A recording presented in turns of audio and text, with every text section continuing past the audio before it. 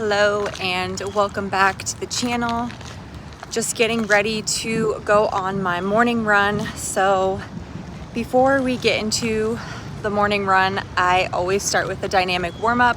I'm going to take you through that, and then after the run we're going to talk about fitness and infertility issues. So this is something I have been struggling with that I haven't shared with many of you, but I think I'm ready to share these experiences with you guys, and hopefully you guys can take some of this information, and if you're struggling with any infertility issues like we have been, you are able to get some answers and utilize this information as much as we have been able to. So stay tuned till the end of this video and we will do a sit down and chat a little bit more about my experiences and what we have been going through these last few months. But first, we're gonna take you through my morning run and dynamic warm-up. So let's get it.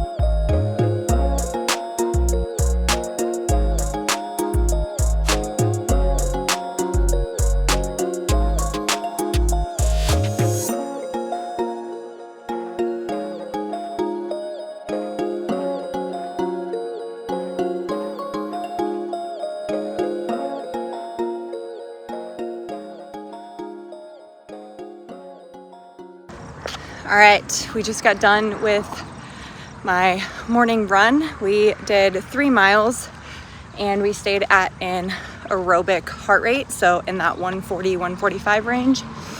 So when I get inside and mix up my electrolytes, I'll talk more about this and why I've cut back on my running and what that looks like for me moving forward.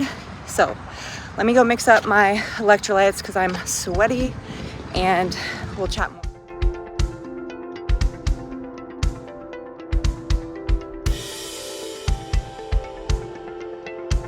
All right, so I just mixed up my electrolytes and now I am heading home to eat a balanced meal. So another tip that I've been doing is pre-making all of my meat, all of my carbs, all of my veggies, so that I can either come home or prepare it in the morning if I don't have time to come home. So I have my lunches all ready to go for the week and I don't have to think, I don't have to cook. It's just all pre-made and ready to go. But like I was saying, as far as the hormonal stuff that's going on, we have tried to get pregnant. We have had 2 miscarriages. The first one, we did have a heartbeat and, I just started bleeding. This was over the last half marathon prep that we did, and I ended up opting out and just doing the 5K for that because I obviously was pregnant, but we hadn't lost the baby yet. So I was just taking precaution and trying not to overdo it. I know I'm at high risk, so we did just the 5K, but a couple days later, maybe a week later, we did end up losing the baby. Super devastating, and it was really challenging to overcome some of those obstacles, like telling the kids, because we did share with them that we were pregnant. You know, when you hear the heartbeat becomes real, it becomes exciting, and it was hard not to share with the kids the excitement. So after that miscarriage, we didn't realize how quickly you could get pregnant the next time around. Well, that one ended up being an ectopic pregnancy. So we went in and got the shots. My HCG levels were not going up like they were supposed to, so therefore the baby wasn't growing. So we had to get that shot done, and it's kind of like a chemo shot, and I'm monitored after that to make sure that all of my HCG levels were completely out of my system. So with all of that being said, that has been what's been going on the last few months.